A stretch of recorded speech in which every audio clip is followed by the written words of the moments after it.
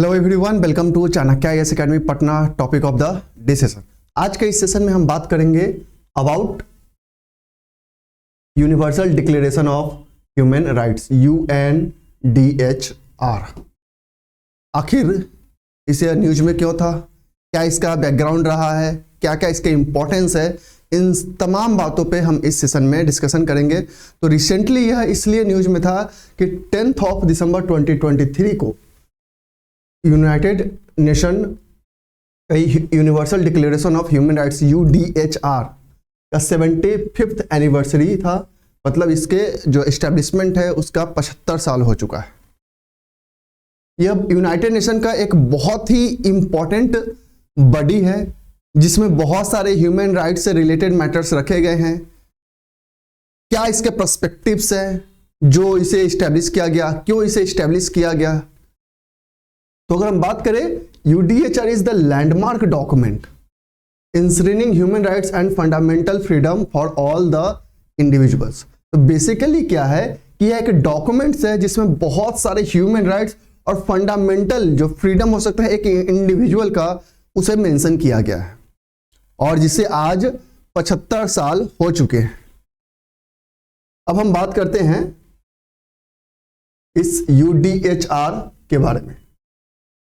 तो बेसिकली इसका एस्टेब्लिशमेंट कब किया गया था, तो after second world war on 10 December 1948 United Nation General Assembly approved the universal declaration of human right at a meeting in Paris. कि सेकेंड वर्ल्ड वॉर जब खत्म होता है और उसमें जो इतने मास किलिंग्स होते हैं, डिस्ट्रक्शन होते हैं, उसके बाद 1948 में United Nation General assembly decide करती है कि एक UDHR होना चाहिए और फाइनली उसे 10 दिसंबर 1948 को एक पेरिस में जब मीटिंग होती है यूएन जनरल असेंबली का, तो उसका फाउंडेशन रखा जाता है। It laid one of the foundation stone of international order that emerged following the horrors of world war 2। और उसके बाद वर्ल्ड वॉर 2 का जो हॉरर रहता है, जो कह सकते हैं कि जो ड्रास्टिक सिचुएशंस रहते हैं अगेंस्ट द ह्यूमन राइट्स, उसके लिए ही यह इसका फाउंडेशन स्टोन रखा जाता है। It was a response to the atrocities of world war 2 and an effort to establish a common understanding of the basic rights and freedom to which all people are entitled। तो basically क्या था कि जो second world war के दौरान जो इतना human right का वायलेशन हुआ था, उसके रिस्पॉन्स में ही यह इस्टेब्लिश किया गया था, उसके एट्रोसिटीज के रिस्पॉन्स में इसे इस्टेब्लिश किया गया था, ताकि जो बेसिक ह्यूमन राइट्स है पूरे वर्ल्ड के लोगों को कम से कम अवेलेबल हो सके। अब हम बात करते हैं इसी के बारे में। अगर हम डिटेल में बात करें तो यह जो डॉक्यूमेंट है जिसे हम बोल रहे हैं कि उसमें बहुत सारे राइट्स मेंशन है, अप्रॉक्स 30 राइट्स टोटल जो है UDHR में मेंशन किए गए हैं जो कि ह्यूमन राइट्स है। तो basically it relatively A compact document. The declaration consist of preamble and 30 articles setting out fundamental rights and freedoms. उसमें क्या है, बेसिकली जो एक प्रीएम्बल है जो कि उसके क्या उसका एम है, क्या उसके बेसिक इंट्रोडक्शन है, उससे वो आपको अवगत कराएगा। साथ ही साथ उसमें जो 30 आर्टिकल्स है जो कि बेसिक ह्यूमन राइट्स को बताते हैं। This 30 articles articulate a broad range of civil, political, economic, social and cultural rights. और ये जो 30 आर्टिकल्स है कहीं ना कहीं सिविल, पॉलिटिकल, इकोनॉमिक, सोशल और कल्चरल राइट्स को बताते हैं। These rights are considered universal, meaning they apply to all people regardless of nationality, ethnicity, gender, religion और any other status। तो बेसिकली क्या है, इसका नाम ही है universal declaration of human rights. तो ये पूरे वर्ल्ड ओवर के पीपल पे इक्वली अप्लाई होता है। And the most important thing is it is not legally binding treaty. लेकिन इसमें है कि यह लीगली बाइंडिंग नहीं है, but it has served as a source of inspiration for development of international human right laws। लेकिन हालांकि भले ही यह लीगली बाइंडिंग नहीं है, लेकिन बहुत सारे जितने भी अभी इंटरनेशनल फोरम पे ह्यूमन राइट से रिलेटेड लॉ बने हैं उसके लिए यह एक सोर्स ऑफ इंस्पिरेशन का काम करता है। यह बताता है कि एक बेसिक ह्यूमन राइट्स क्या हो सकते हैं। अब हम मैंने डिस्कस कर रहा था कि यह एक प्रीएम्बल है इसका। जैसे हर एक कॉन्स्टिट्यूशन का अपना एक प्रीएम्बल होता है, हर प्रोग्राम का एक अपना प्रीएम्बल होता है, इंट्रोडक्शन होता है। सिमिलरली यूनाइटेड नेशन का जो ह्यूमन राइट्स डिक्लेरेशन है उसका भी अपना प्रीएम्बल है। This preamble sets out the reason for the adoption of declaration और ये प्रियम्बल बताता है कि आखिर यह जो डिक्लेरेशन है रिलेटेड टू ह्यूमन राइट्स उसे क्यों अडॉप्ट किया गया, emphasizing the inherent dignity and equal and inalienable rights of all members of the human family।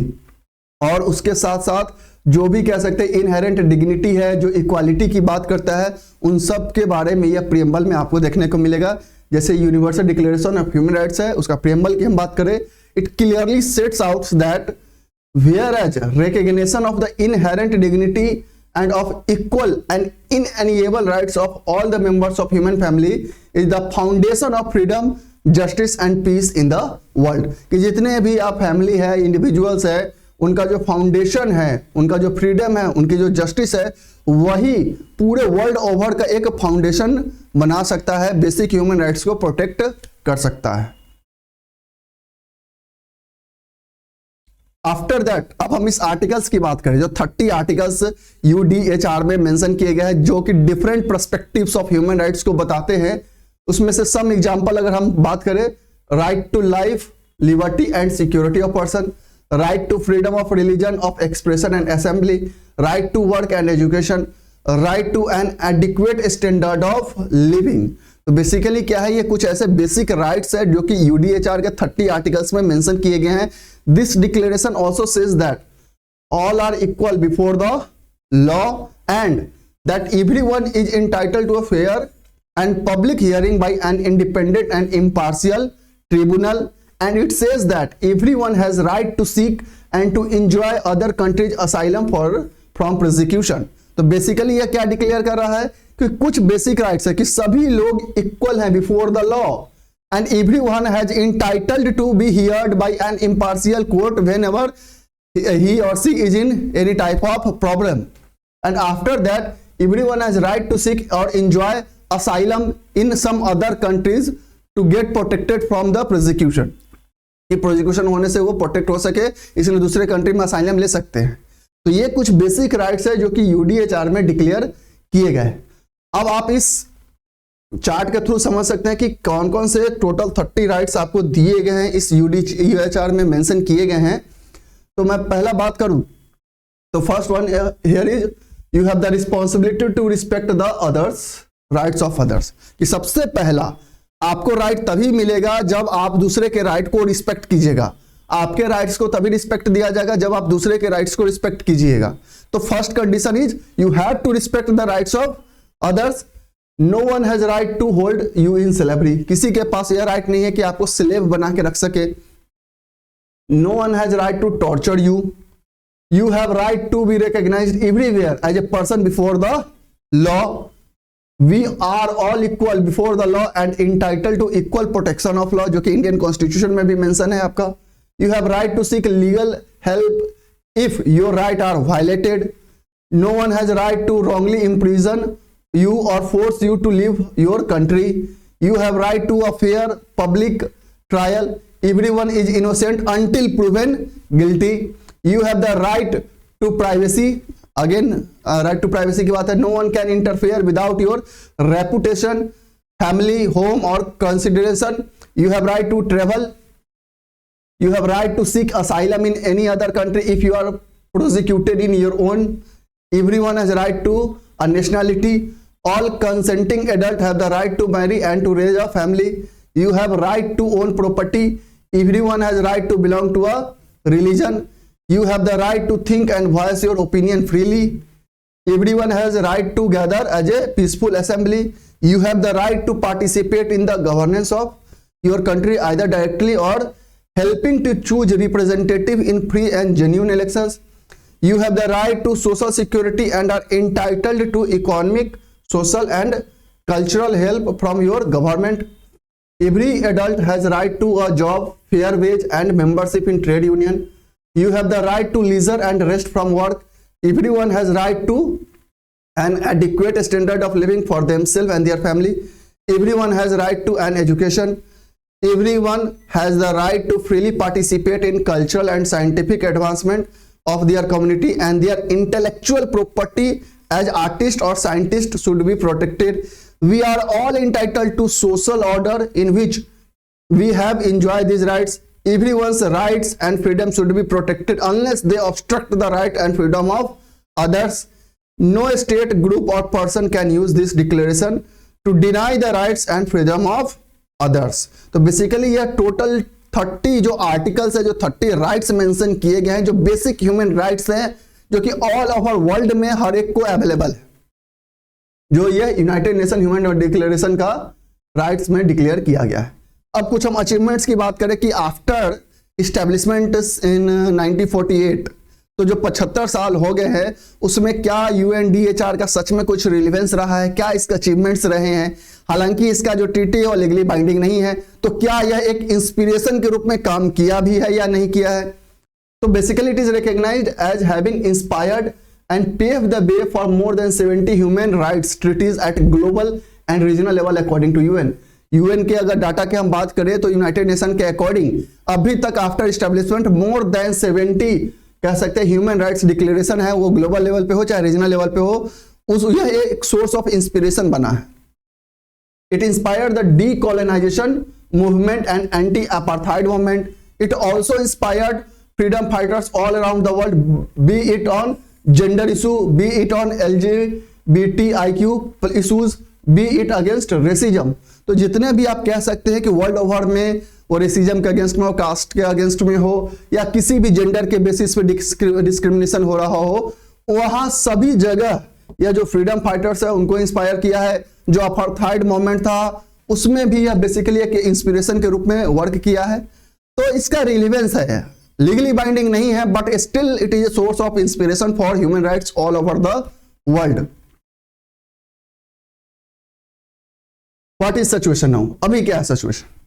अगर अभी सिचुएशन हम क्या है तो सबसे अधिक बीते कुछ सालों में हम बात करें, 2-3 सालों के अंदर में, specially from the pandemic situation, तो ह्यूमन राइट का वायलेशन आपको वर्ल्ड ग्लोबल लेवल पे काफी देखने को मिल रहा है। चाहे वो रसिया यूक्रेन का वॉर हो, चाहे इजराइल और हमास का सिचुएशन हो, चाहे म्यांमार का हम कूप देख ले, बहुत सारे जगह पे ह्यूमन राइट डिक्लेरेशन जो है वो जो ह्यूमन राइट्स के बेसिक राइट्स है उसके वायलेशन देखने को मिल रहे हैं।